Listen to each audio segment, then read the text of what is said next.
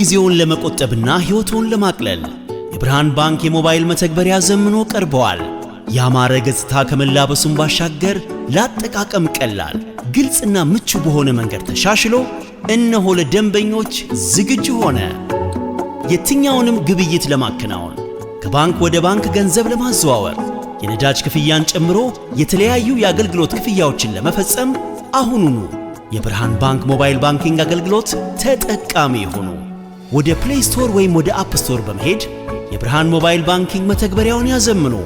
በብርሃን ባንክ ገንዘብ ብቻ ሳይሆን ጊዜም ይቆጠባል። ብርሃን ባንክ፣ እንደ ስማችን ብርሃን ነው ስራችን። ተመልሰናል አድማጮቻችን። አራዳ ኤፍ ኤም 95.1 ላይ ትገኛላችሁ። ፕሮግራሙ ፉትቦል ካፌ ነው።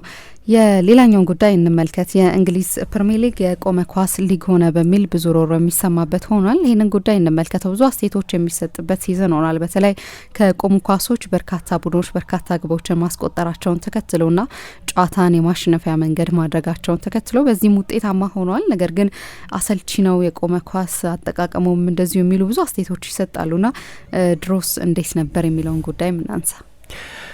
አዎ በጣም ትልቅ ዲቤት ነው። የቆመ ኳስ ጎል በስቷል። አሁን ምንድነው ፕሪሚየር ሊግ ትልቅ ፕሮዳክት ነው አይደለም? እና ፕሮዳክት ነው ለዓለም የሚሸጠው።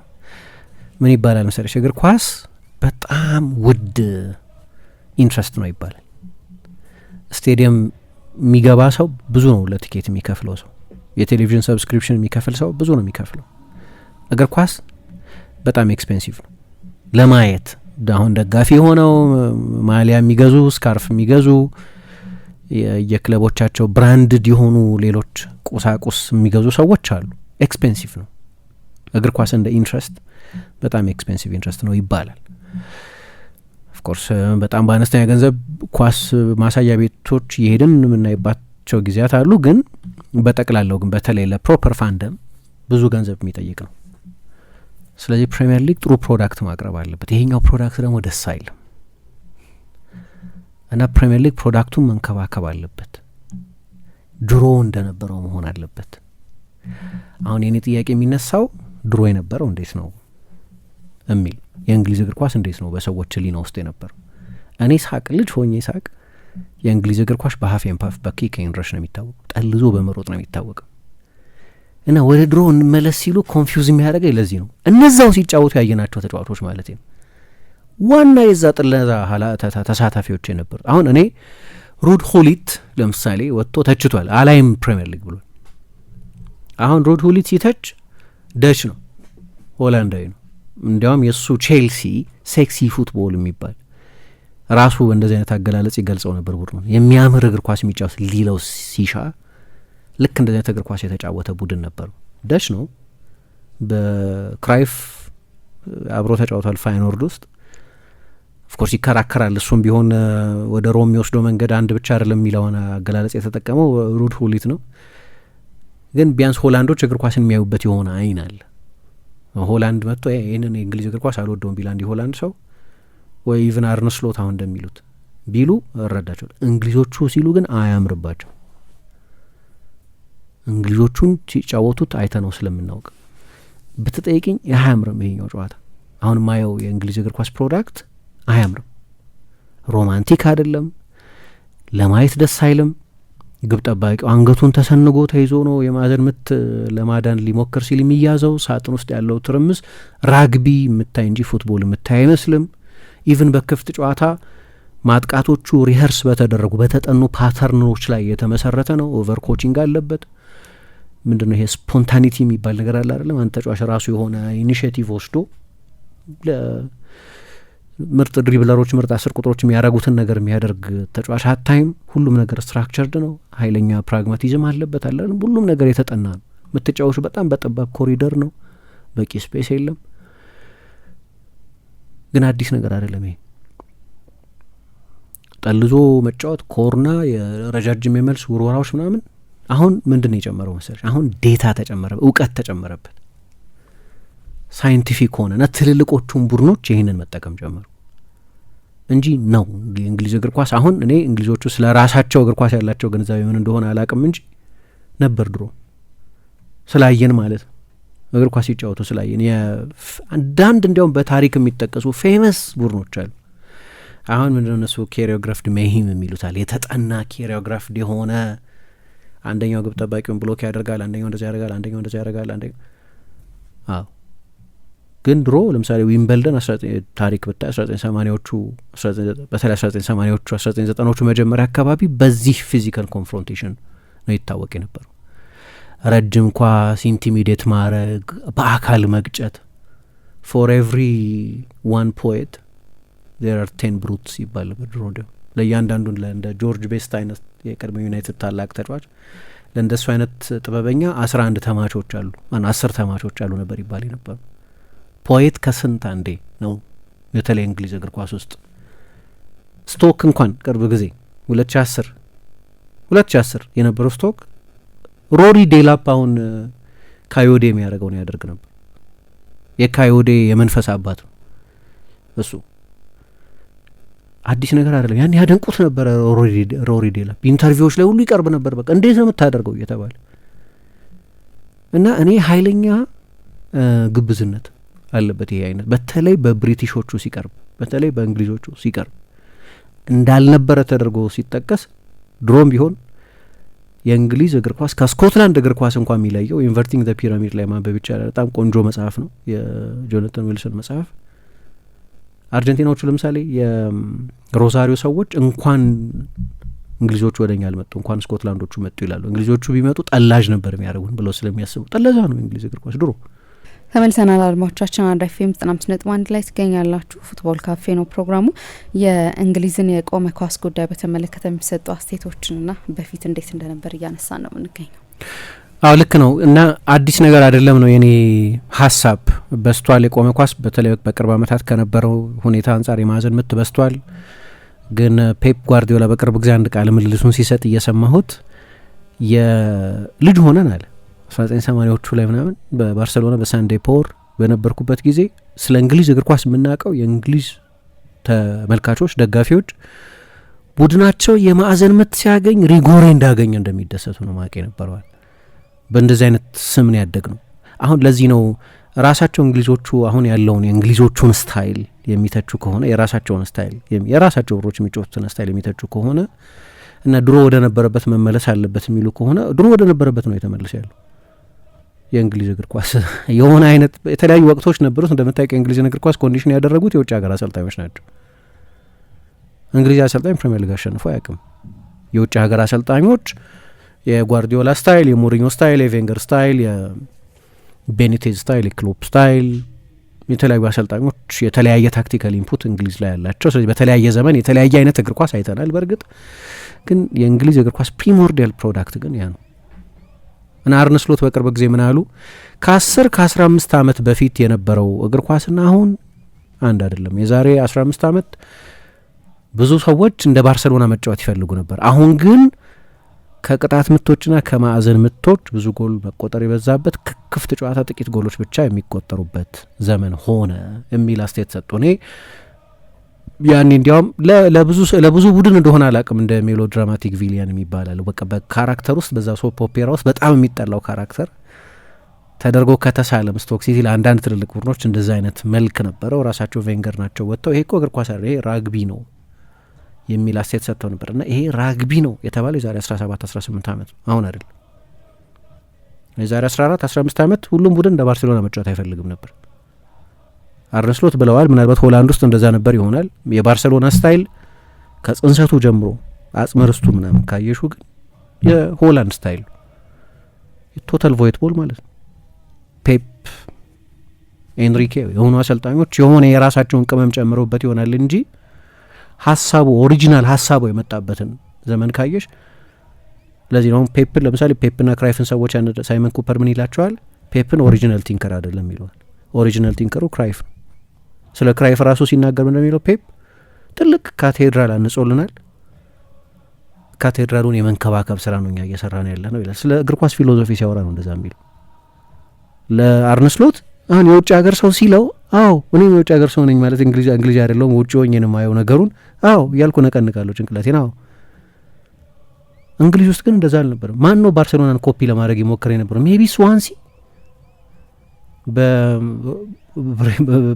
መጀመሪያ በሮቤርቶ ማርቲኔዝ ስር ስፓኒሽ አሰልጣኝ፣ ከዛ ብሬንደን ሮጀርስ፣ ሌላ አለ ኮፒ ለማድረግ የሞከረ እንግሊዝ ውስጥ ከኪኬን ረሽ የወጣ ቡድን ነበር። ማን ነበር? በተለይ ትንንሾቹ ቡድኖች በተመለከተ ማለት ነው። እኔ እያየሁ ያሉት ክላሲክ የእንግሊዝ እግር ኳስ ነው። ብዙ ሰው የእንግሊዝን እግር ኳስ አልወድም የስፔን እግር ኳስ እንወዳለሁ ምናምን ሲል የሚያቀርበው የእንግሊዝ የበዛ ፊዚካል ነው፣ የስፔን ቴክኒካል ነው። ድሮም እኮ እኔ በጣም ማደንቃቸው አብይ መንሱር እና ፍስሐ ተገኝ ድሮ ኤፍኤም 97.1 የኢትዮጵያ የመጀመሪያ ኤፍኤም ሬዲዮ ስቴሽን እዚህ ሀገር ሲጀምር ቶክ ፉትቦል የሚባል ፕሮግራም ነበራቸው እና ክርክር ነበር። መንሱር ፕሪሚየር ሊግን ይመርጥ ነበር፣ አብይ ላሊጋን ይመርጥ ነበር። እና አንደኛው የአብይ ክርክር የነበረው ለምሳሌ የፕሪሚየር ሊግ እግር ኳስ በጣም ፊዚካል ነው፣ ያኛው ቴክኒካል ነው እና እኔ እንደዚህ አይነት እግር ኳስ ነው የምወደው ነው። አሁን እያወራ ያለሁት ስለ እኔ ልጅነት ነው። የእኔ ልጅነት የዛሬ 20 ምናምን ዓመት በፊት የነበረ። ስለዚህ የእንግሊዝ እግር ኳስ እንደዛ ነበር ያን ጊዜ። ምንድን ነው የሚሉን ነው እኮ አሁን የኔ ጥያቄ።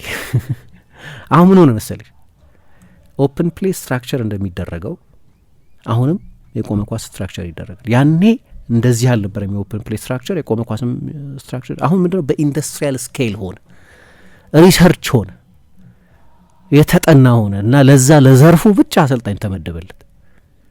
ከሁሉ በላይ ትልልቅ ቡድኖች ይሄንን ነገር ኢምብሬስ ያደረጉት። አሁን እኔ ማይመቸን ክሪስ ሰተን ወጥቶ ሲናገር ነው እንደዛ። ክሪስ ሰተን ወጥቶ ሲናገር ልክ አይደለም። ማሲስቴል የቶተናሙ ተጫዋች በአጋጣሚ ሆኖ በ30 ጨዋታ 3 ጎል ያስቆጠረ ያን ያህል ስኬታማ አይመቸኝም ማለት የእንግሊዝ እግር ኳስ። አንድ ዛካሪያ የሚባል ዩቱበር አለ፣ ዛክናኒ ፉት ኤንድ ላይቭ የሚል የዩቲዩብ ፖድካስት አለ እና እዛ ላይ ቀርቦ ይሄ አምና ባየር ሚኒክ የነበረ ተጫዋች አሁን አያዝናናም፣ ማየቱም ያሰለቻል፣ ኤክሳይትመንቱ በጣም አነስተኛ ነው። ቪኒሽስ የባላጋራ ቡድን ተጫዋች አልፎ ኳስ ክሮስ ሲያደርግ እንደሚታዩ አይነት እግር ኳስ እንግሊዝ ውስጥ አይታይም። እምባፔ ኳስ እየገፋ ሲሄድ አታዩትም። ስትራክቸርድ ነው በጣም። እንዲያውም ለእኛ የቆመ ኳስ አሰልጣኝ ሳጥን ውስጥ ትርምስ አለ አይደለም፣ ማዕዘን ምት በመተገኘ ቁጥር እና ማንንም ተጫዋች እዚህ ልፊያ ውስጥ ማርክ እንዳያደርግ ኃላፊነት እንዳትሰጠኝ ይሄ ዙ ነው ብዬ መልሽለታለሁ አለ እና ቁጥሮቹ ያሳያሉ ይሄንን። ለምሳሌ በዚህኛው የውድድር ዘመን ኦፕታ እንደሚለው እስከ ባለፈው ሳምንት ድረስ 27.7% የሚሆኑት በፕሪሚየር ሊግ በጠቅላላ ከተቆጠሩት ጎሎች ማለት ነው 27.7% የሚሆኑት ከቆመ ኳስ የተቆጠሩ ናቸው። ቁጥር ከአንድ ሶስተኛ ያንሳሉ ማለት 2/3 በክፍት ጨዋታ ነው የሚቆጠረው ማለት ነው። ለነገሩ 18% የሚሆኑት ከማዕዘን ምት ነው የሚቆጠሩት በጠቅላላው በፕሪሚየር ሊግ ከሚቆጠሩት ጎሎች መካከል። በክፍት ጨዋታ የሚቆጠሩት የጎሎች ቁጥር የዛሬ 2 ዓመት ከነበረው እንኳን በጣም ቀንሷል። 1.8 ነው በፕሪሚየር ሊግ በጠቅላላው በክፍት ጨዋታ የሚቆጠረው የጎል መጠን። ሁሉንም ቡድኖች የሚመለከቱ ሁሉ ቡድኖች ናቸው ይህን ስታይል እየተከተሉ ያሉት ከሲቲ በስተቀር። ሲቲ ኤክሰፕሽን ይመስለኛል። ሊቨርፑልም ኤክሰፕሽን ነበር፣ ግን ያለፉት 2-3 ወራት ላይ በደንብ እየሰራበት ስለሆነ ብዙ የቆመ ኳስ ጎል በየጨዋታው ሲያስቆጥሩ እናያለን። ግን ለምን ሬዚስት እንዳደረጉ ትረዳለሁ። አርነ ስሎት በቃ ከሳቸው የእግር ኳስ ነፍስ ጋር የሚስማማ አይደለም ይሄ አይነቱ የእግር ኳስ ስታይል። 1.8 ጎል የሚቆጠረው አምና 2.15 ነበር በክፍት ጨዋታ። ከዛ በፊት 2.38 ነበር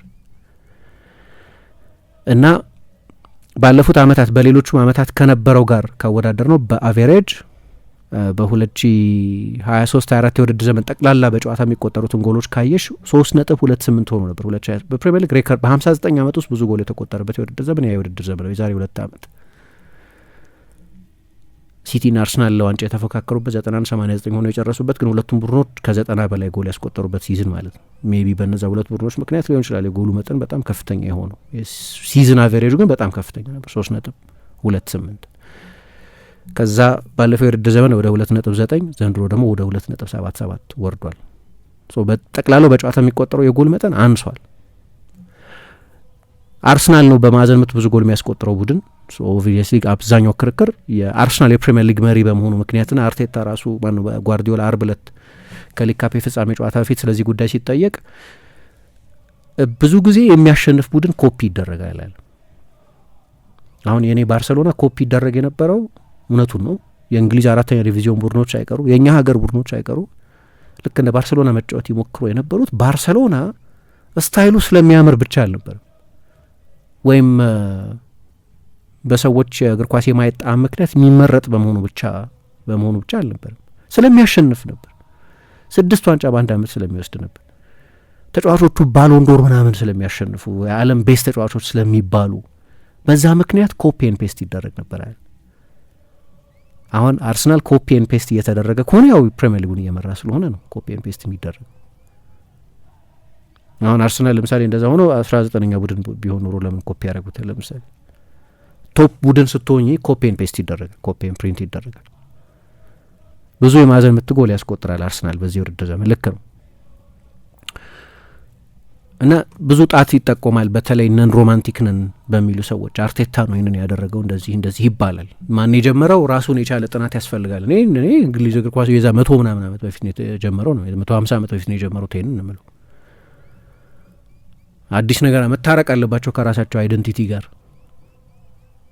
አዲስ ነገር አይደለም። በእኛ እድሜ አይተነዋል። ኦፍኮርስ አሁን እኛ ታሪክ ምናምን ሳይሆን ያየነው ስለሆነ የሚታወቁት በዛ ስለሆነ እንግሊዞቹ እና ለዛ ነው በተለይ እንግሊዞቹ ይሄ ድሮ ዘመን እግር ኳስ ናፈቀን ምናምን ሲሉ what do you mean? 2 ረጃጅም አጥቂዎች ሳጥን ውስጥ አድርገው ለነሱ ክሮስ የሚደረግበት ነገር ነው። የ442 ክላሲክ የ442 የ2 ረጃጅም አጥቂዎች ዘመን ነው አይደል የሚሉት? በቃ ምናውቀው እሱ ነው። የክሮስ ዘመን ነው የነበረው የእንግሊዝ እግር ኳስ። የክሮስ እግር ኳስ ነው እና በፊት የተሻለ ነበረ። ምንድነው ዳይሃርድ ኖስታልጂክስ የሚባሉ አሉ። በቃ ድሮ ናፈቀኝ የሚሉ ሰዎች አሉ፣ በተለይ እንግሊዞቹ። ግን ቅድም እንዳልኩት የእንግሊዝ እግር ኳስ ውስጥ አንድ ኮንሰፕት ነበር፣ ቾፐርስ የሚባሉ ቆራጮች ማለት ነው። እንግሊዝ እግር ኳስ በቆራጮች በመቁረጥ የሚታወቁ፣ የሰው እግር በመማታት በመስበር የሚታወቁ እንደነ ሃሪስ አይነት። ለዛ ነው ለእያንዳንዱ ቤስት 10 ሃሪሶች አሉ ይባል ነበር። ግን እንደው ትንሽ ልውሰድሽ ወደ ኋላ 15 ዓመት ብቻ ደግሞ አርነ ስሎት የዛሬ 15 ዓመት አሉ ሆላንድ ውስጥ እያሉ ከሆነ እረዳሉ። እንግሊዝ ውስጥ ግን እኔ አላውቅም። ብዙ በጣም ጥቂት ብሮች ናቸው ለስታይል ግድ ይላቸው የነበሩት፣ በጣም ጥቂት። 2009-10 ሲዝን ላይ ለምሳሌ ቅድም ምን አልኩኝ? 27.7% የሚሆኑት ጎሎች በዚህ ውድድር ዘመን ከቆመ ኳስ ነው የሚቆጠሩት። 2009-10 28% ነበር።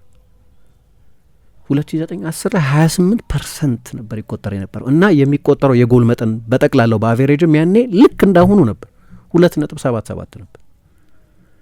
ወደ ድሮ እንመለስ ሲሉ ወደ 2009-10 ማለታቸው ነው። ወዴት ማለታቸው? እሺ ትንሽ ደግሞ እንመለሰው 2007-8 የውድድር ዘመን ላይ 35% የሚሆኑት ጎሎች በቆመ ኳስ ነበር። ማንቸስተር ዩናይትድ 24 የቆመ ኳስ ጎል ነበር ያስቆጠረው በዚህ የውድድር ዘመን።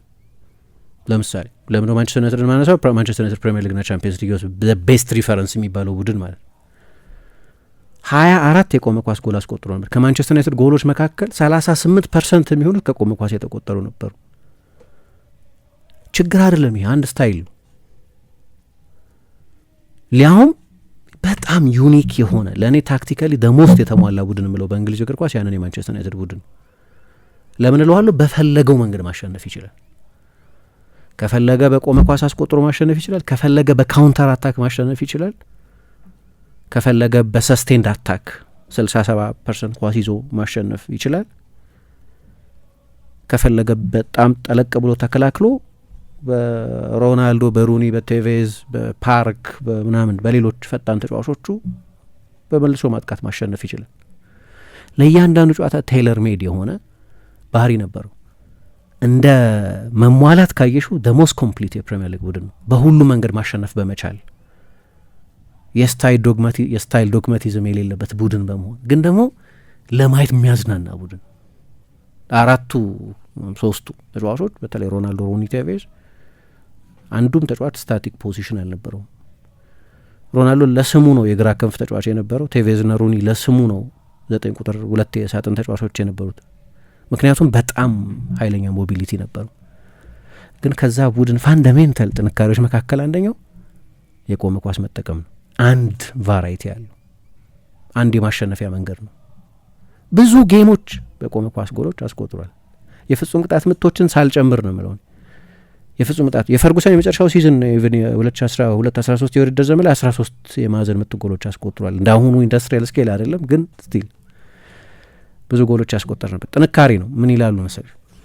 ኦንሊ ዋት ኢዝ ፎርጎተን ኢዝ ኒው ይላሉ። በቃ የተረሳ ነገር ነው አዲስ፣ ተረስቶ ይሆናል እንጂ ነበር። ለዛ ነው ጓርዲዮላ ልጅ በነበርኩበት ጊዜ የማዕዘን ምት እንደ ፍጹም ቅጣት ምት አይደለም እንጂ እንደ ጎል ነው ያለው። ስለዚህ nothing has changed in that respect፣ አልተቀየረም፣ እንደዛው ነው ነበር። የተቀየረ አንድ ነገር አለ። እንግሊዞቹ ከራሳቸው ጋር ያላቸው ሪሌሽንሺፕ ነው የተቀየረው፣ ወይም ስለ ራሳቸው ያላቸው ግምት ነው የተቀየረው እንጂ እግር ኳሱ ወደ ድሮ አልወደውም የኔ ጣዕም አይደለም። ለምሳሌ ግን ፐርሰናል የሰው አንድ ሰው ግለሰብ ስሜት ነው። ግን የሚታወቀው እንግሊዝ እግር ኳስ በዚህ ነው፣ በማዕዘን ምቶች፣ በክሮሶች፣ በመልስ ውርወራዎች፣ በመጠለዝ በኪክ ኤንድ ረሽ ነው የሚታወቀው። የዘጠናዎቹ እግር ኳስ እንላለን አንዳንዴ እርግጫ የበዛበት ጨዋታ ስናይ። ይሄማ የዘጠናዎቹ ጨዋታዎች ቴፖች ቁም እርግጫ የሚባል ጨዋታ ነበር። ቁም እርግጫ ነው የነበረው ሊትራሊ እንደዛ ነው። እና ምንድነው የሚሉት ያንን ሲሉ የትኛውን የእንግሊዝ እግር ኳስ ሲሉ የፔፕን እግር ኳስ ሊሆን አይችልም፣ የቬንገርን እግር ኳስ ሊሆን አይችልም። ኖ የእነሱ ከውጭ የመጣ ፕሮዳክት ነው። የፈረንሳይ ሜቢ የካታሎኛ እግር ኳስ እንጂ እንግሊዞቹ እግር ኳስ አይደለም። ከፖኤትሪ ፊዚካሊቲ የሚመርጡ ሰዎች ናቸው። በዚህ ነው የሚታወቁት። ሴንተር ባኮቻቸው ምንድን ነው የከባድ ሚዛን ቦክሰኞች የሚመስሉ ናቸው፣ አጥቂዎቻቸው ሳይቀር። እና ያኔም የነበረው በቃ ዱዌሎች ማሸነፍ፣ ሁለታዊ ኳስ ማሸነፍ፣ ትራንዚሽን መጫወት። የተቀየረ ነገር እኔ የበለጠ ምንድነው የተጠና መሆኑ ነው፣ ስትራክቸርድ መሆኑ ነው እንጂ የእንግሊዞቹ እንደዚያ ማለት ሞራል ያላቸው አይመስለኝም። እንወዳለን የእንግሊዝ እግር ኳስ፣ ግን ዝም ብለው ደግሞ እንደዚህ አይነት አስተያየት ሲሰጡ አልረዳውም። እንዳልኩት ዊምበልደን ኤፍ ኤ ካፕን ሲያሸንፍ 1980ዎቹ ላይ ፌመስሊ እንደዛ ነበር ይጫወት የነበረው። ስቶክ እንደዛ ነበር ያደርግ የነበረው። አዲስ ነገር አይደለም። እንግሊዞች 1980ዎቹ ላይ አድርገውታል። ያሁኑ እንዳልኩት ሩቲኑ ዳታ ድሪቭን የተጠና ነው። ስለዚህ አሁን ለምሳሌ በቃ ቤን ስዊንገር ነው ብዙ ጎል የሚገባው፣ ስለዚህ ለምን አውት ስዊንገር ትሞክራለሽ? ኦፍኮርስ እያንዳንዱ ተጫዋች ቁጥር ካየሽ ለምሳሌ ብሩኖ ከ16-10 የቆመ ኳስ ነው ቅጣት ምት፣ ወይም የራይስ አብዛኞቹ አሲስቶች የፕሪሚየር ሊግ ቤስት ተጫዋቾች የሚባሉት። ይሄ ግን የሊጉን ቴንደንሲ ነው የሚያሳየው፣ ወደዛ አይነት ካራክተሪስቲክስ ይሄ ሁለቱ አንደኛና ሁለተኛ ብዙ የማዕዘን ምት ጎሎች የሚያስቆጥሩ ናቸው። ስለዚህ እነዚህን የማዕዘን ምቶች የሚያሻገሩ ተጫዋቾች ኢንስዊንገር የማዕዘን ምቶች እንዲያሻገሩ ይደረጋሉ። የተጠና ነው። የሴት ፒስ ኮች አለው። ብዙ ሰዓት ያጠፉበታል። አድቫንቴጅ እንደሆነ ተረድተዋል። ግን ምን እየሆነ መጣ? እግር ኳስ የስሞል ማርጅን መሆን ጀመረ። አሁን መውረድ በጣም ብዙ ሚሊዮኖች የሚያሳጣ ሆነ። ቻምፒየንስ ሊግ መሳተፍ ብዙ ሚሊዮኖች የሚያስገኝ፣ አለመሳተፍ ብዙ ሚሊዮኖች የሚያሳጣ ሆነ። ስለዚህ እግር ኳስ ዝግ ነው አሁን። ለትልልቆቹ ብሮች በተለይ የመጫወቻ ስፔስ የለም። ትልልቆቹ ወደው አይደለም አዳፕት እያደረጉ ያሉት፣ ወደው አይደለም አጀስት እያደረጉ ያሉት። በዛ ምክንያት በቃ ምርጫ የላቸው፣ የመጫወቻ ስፔስ የለም። በዚህ የውድድር ዘመን እንዲያውም ከየትኛውም ዘመን በላይ ስፔስ የጠፋበት ሲዝን ነው። ምን ታደርጊያለሽ ታዲያ? እንደ ሌላው ጊዜ በኮንትሮል ምክንያቱም ለምሳሌ እንበል ሊቨርፑል ሰፊ ስፔስ ካለ ያውድምሻል፣ ኖ ዳውት። ከማጋልበል ከክሪስታል ፓላስ ጋር ይጫወታል እና ክሪስታል ፓላስ እኔ በሀይ ዲፌንሲቭ ላይ ነው የምጫወተው፣ ሪስክ ወስዳለሁ፣ በሀይ ፕሬሲንግ ነው የምጫወተው ምናምን ብሎ ይጫወት። ብዙዎቹ ጨዋታዎች 4-0 5-0 ያልቃሉ። አይ ቲንክ በዚህ ዓመት 5-0 ያለቀ ጨዋታ አንድ ወይ ሁለት በጣም ጥቂት ጌሞች ናቸው 4-0 5-0 ያለቁት። በታሪክ አነስተኛው የሀይ ስኮሪንግ ሲዝን ነው፣ በተለይ በአንድ ጨዋታ በሚቆጠሩ ትልልቅ የጎል ቁጥሮች። ስለዚህ ቡድኖች አሁን ያንን ማድረግ አይፈልጉም። እንዲያውም ውጤት ሪዋርድ እያደረገ ያለው በሚድ ብሎክ ለሚጫወት ቡድን ነው። ስለዚህ በቃ አሰልጣኞች አጀስት ማድረግ ጀመሩ። ሁሉም አሰልጣኞች አብዛኞቹ አሰልጣኞች ኢቨን ፔፕ ሳይቀር እኮ ኒኮላ ጆቨ የሚባለው አርሰናል ውስጥ ያለው ሰው እኮ የሲቲ ኮችንግ ስታፍ አባል ነው የነበረው የዛሬ 5-6 ዓመት 7 ዓመት። አሰልጣኞች የእግር ኳስ እየሄደ ያለበትን አዝማሚያ ተገንዝበውታል። ግን አዲስ ነገር ከዚህ በፊት ታይቶ የማይታወቅ አይነት ነገር በተለይ የእንግሊዝ እግር ኳስ ውስጥ ያልነበረ ነገር አይደለም። እንዲያውም በታሪክ ባለፈው ጆን ቴሪ ሲከራከር ነበር ይህንን ጉዳይ በተመለከተ። እኛ ቻምፒየንስ ሊግ ያሸነፍነው ድሮግባ በመጨረሻው ሰዓት ከማዕዘን ምት ባስቆጠረው ጎል ነው አለ እና አሞኬ ያለ ሚኒክን ባየር ሚኒክን ያሸነፉት ድሮግባ 92ኛው 93ኛው ደቂቃ ላይ ዋን ማታ ያሻገረውን የማዕዘን ምት ታስቆጥሮ ነው ቼልሲ የመጀመሪያ የለንደን ቡድን የሆነው ቻምፒየንስ ሊግ በማሸነፍ። ስለዚህ የዛን ጥቅም ስለማቅ ኦኬ እንግዲህ ለእኔ ምንም ችግር የለውም ማለት ነው። እንግሊዞቹ ችግር መኖር የለበትም። እንግሊዞቹ ፌመስ ናቸው በዚህ። ለምሳሌ 3 ዓመት የእንግሊዝን ብሔራዊ ቡድን ያሰለጠነው ግራም ቴይለር የሚባሉ አሰልጣኝ ነበሩ።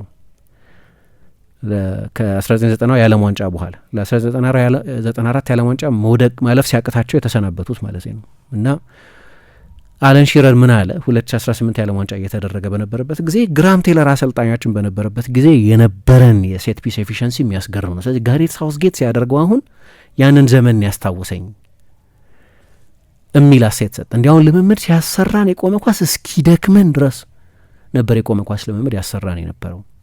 በቀደም ስለ ዴሚኒሻ ስለ ኮንከሽን ምናምን ስናነሳ ነበር አይደለም። ምን ይላል? በጭንቅላት ብዙ ጎል ያስቆጥራል አለን ሺረር። አይ ቲንክ ከ260 ምናምን ጎሎቹ ብዙ የጭንቅላት ጎሎች ያስቆጥራል። ክሮስ፣ የቆመ ኳስ ምናምን ነበር ማለት ነው አይደል? ለእኔ ራሱ እፈራለሁ አሁን 65 ዓመት 70 ዓመት ላይ ስደርስ ያ አይነት ችግር እንዳይገጥመኝ እፈራለሁ። ምክንያቱም አንዷን ጎል ለማስቆጠር 20 ሺህ ጊዜ ኳስ በጭንቅላት የመግጨት ልምምድ ያደርግ ነበር አለ እና ዴሜንሻ ያስፈራኛል። በተደጋጋሚ ጭንቅላት ላይ ኳስ ሲያርፍ ሪፒቲሽን ሲኖረው በእድሜ መግፋት ጊዜ እንዲህ አይነት ችግር እንዳያጋጥመኝ ይፈራ ነበር አለ። የሚሰሩት ልምምድ እንደዛ ነው እንግሊዞቹ። እና 2018 ላይ ሳውዝጌት ምን ያደረገው መሰለሽ? የአሜሪካ ስፖርቶችን ሄዶ አጠና። ከአዩ ጋር ትዝ ይለኛል ስፖርት 65 ላይ ስናነሳው ያን ጊዜ ሴት ፒስ ላይ እኮ በቃ ዛሬ 7 ዓመት 8 ዓመት ምናምን 2018 የዓለም ዋንጫ የራሻ የዓለም ዋንጫ ብዙ ጎል ያስቆጥሩ ነበር። መጀመሪያ ካስቆጠሯቸው 6 ጎሎች 5ቱን ከቆመ ኳስ ነበር ያስቆጠሩት። እና ሺረር የቢቢሲ ፐንዲት ነበር። ሳውዝጌትና ተጫዋቾቹ ጠንክረው ሰርተው ይኸው ፍሬውን እያጨዱ ነው ከግራም ቴይለርም የበለጠ። ሳውዝጌት ያደረገው ወደ አሜሪካ ስፖርቶች ሄደ። ቤዝቦል፣ አሜሪካን ፉትቦል፣ ባስኬትቦል ምናምን አጠና። የሴት ፒስ አሰልጣኞች ቀጠረ እና የእንግሊዝ ብሔራዊ ቡድን 2018 የዓለም ዋንጫ ላይ ግማሽ ፍጻሜ ሲደርስ ከ28 ዓመት በኋላ ነው የደረሰው በሴት ፒስ በቆመ ኳስ ነው። በቅርብ ጊዜ የእንግሊዝ እግር ኳስ ታሪክ እንኳ እሱ ነው። የኪዩ ታክቲክ የሚባል አለ አይደለም? አሁን አንድ ላይ ተሰልፈው ምናምን ተንደርድረው ምናምን ወደ ሳጥን የሚገቡ ተጫዋቾች የኪዩ ታክቲክ የነበረው ያኔ ነው። 4 የማስተር ክላሶች ነበሯቸው ይባላል። ማስተር ክላሰርስ የሚባሉ እነዚህ ጥሩ ኳስ ማሻገር የሚችሉ ተጫዋቾች ከማዕዘን ምት አሽሊ ያንግ፣ ኬረን ትሪፒየር፣ ትሬንት አሌክዛንደር አርኖልድ ና ማርከስ ራሽፎርድ። 4 ታርጌቶች ደግሞ ነበሯቸው። ሃሪ መጓየር፣ ሃሪ ኬን፣ ጆን ስቶንስ፣ ጆርዳን ሄንደርሰን ምናምን ለእነሱ ክሮስ ይደረግ ነበር እና የእንግሊዝ እግር ኳስ እንዲያውም ዋና ዴኔ ነው ይሄ አሁን የምናየው እግር ኳስ ዝመናው ነው የተለየው። 1966 የዓለም ዋንጫ ፍጻሜ ሲደረግ ምዕራብ ጀርመንን 4-2 በተጨማሪ ሰዓት ባሸነፉ ጊዜ ማርቲን ፒተርስ የሚባለው ተጫዋች በጣም ወሳኟን ጎል ያስቆጠረው በማዕዘን ምት 1966። ሊድስ ዶኒ ሪቭ የሚባለው አሰልጣኝ ነበሩት 1970ዎቹ ላይ እና ጆርዳንና ሎሪመር የሚባሉ 2 ረጃጅም አጥቂዎች ይጠቀም ነበር። በቃ በቅጣት ምት፣ በማዕዘን ምት እና በክሮስ ብዙ ጎል የሚያስቆጥሩ። ሊቨርፑል 1977 የዩሮፒያን ካፕ ፋይናል ሲያሸንፍ ቦሩሲያ ሞንቼንግላድባህን 3-1 ነው ያሸነፈው። ቶሚ ስሚዝ 2-1 የመሩባትን ጎል ሊያስቆጠረው ቶሚ ስሚዝ ይኑር አላቅም። አሁን የስፔን ተንታኝ ነበር፣ ልጅ ሆኜ በጣም ወደው ነበር። ግን የሊቨርፑል ተጫዋች በቆመ ኳስ ነበር ያንን ጎል ያስቆጠረው። ቼልሲ እንዳነሳሁት አሁን ይሄ ዩሮፒያን ካፕ እና የዓለም ዋንጫ ያሸነፉበት ጊዜ ነው የነበረው። ማንቸስተር ዩናይትድ 1999 ላይ የቻምፒየንስ ሊግ ፋይናል ላይ ሲያሸንፍ 2ቱም ጎሎች የማዕዘን ምት ጎሎች ነበሩ። ከባየር ሚኒክ ጋር በነበረው የቴዲ ሼሪንጋምም የኦሌ ጉናር ሶልሻም 2ቱም ጎሎች ከዴቪድ ቤካም የማዕዘን ምቶች የመጡ ጎሎች ነበሩ። በፕሪሚየር ሊግ ግን ራሱ አለን ሺረር፣ ኦሊቪዬ ዢሩ በአርሰናልም በቼልሲም ቲም ካሂል እና ፒተር ክራውች 53 ጎሎች በጭንቅላቱ ገጭቶ አስቆጥሯል እና ብዙዎቹ የቆመ ኳስና ክሮሶች ናቸው። እና አሁን ልዩነቱ ኢንዱስትሪያል ፔስ መሆኑ የበለጠ መዘመኑ ግን ሌላውም አስፔክት ዴታ ሌድ ነው። ሌላውም የምልመላው አይነት ይሁን የተጋጣሚ ቡድን የኦፖዚሽን ቲም ስካውት ይሁን ሁሉም ዘመናዊ ሆኗል። ስለዚህ የቆሙ ኳስም ከድሮ ከነበረው የበለጠ አሁን የዴታ ዘመን ነው ምናምን አዲስ ነገር አይደለም እና ጨዋታዎቹ አያምኑም። የምንድነው የግላዲየተር ኪንግደም ላይ ምናምን ያለሽ ይመስላል። ሁሉም ረጃጅም ናቸው፣ ሁሉም ግዙፍ ናቸው። ግን አይ ቲንክ የእንግሊዝ እግር ኳስ ኢሴንሻል ኤሌመንት ይሄኛው በቃ በዚህ ነው የታወቀው ድሮም ቢሆን እና እንግሊዞቹ ሲሉት ችግር ነው። አሁን የጥንቃቄ እግር ኳስ በስቷል። በትልልቆቹና በትንንሾቹ ቡድኖች መካከል ያለው ፋይናንሻል ዲማንድ ጠባብ ነው። ኳሊቲ አለ። የመከላከሉ ስትራክቸር በጣም ከፍተኛ ነው። ስለዚህ ቡድኖች መፍትሄ መፈለግ አለባቸው። ያንን ነው እያደረጉ ያሉት። ግን ነጥቡ መጠቅለያ ምንድን ነው? አዲስ ነገር አይደለም። እንደዛ ናቸው እንግሊዞቹ ለማለት ነው። ውድ ጊዜውን ለመቆጠብና ሕይወቶን ለማቅለል የብርሃን ባንክ የሞባይል መተግበሪያ ዘምኖ ቀርበዋል። ያማረ ገጽታ ከመላበሱም ባሻገር ለአጠቃቀም ቀላል፣ ግልጽና ምቹ በሆነ መንገድ ተሻሽሎ እነሆ ለደንበኞች ዝግጁ ሆነ። የትኛውንም ግብይት ለማከናወን፣ ከባንክ ወደ ባንክ ገንዘብ ለማዘዋወር፣ የነዳጅ ክፍያን ጨምሮ የተለያዩ የአገልግሎት ክፍያዎችን ለመፈጸም አሁኑኑ የብርሃን ባንክ ሞባይል ባንኪንግ አገልግሎት ተጠቃሚ ይሁኑ። ወደ ፕሌይ ስቶር ወይም ወደ አፕ ስቶር በመሄድ የብርሃን ሞባይል ባንኪንግ መተግበሪያውን ያዘምኑ። በብርሃን ባንክ ገንዘብ ብቻ ሳይሆን ጊዜም ይቆጠባል። ብርሃን ባንክ፣ እንደ ስማችን ብርሃን ነው ስራችን።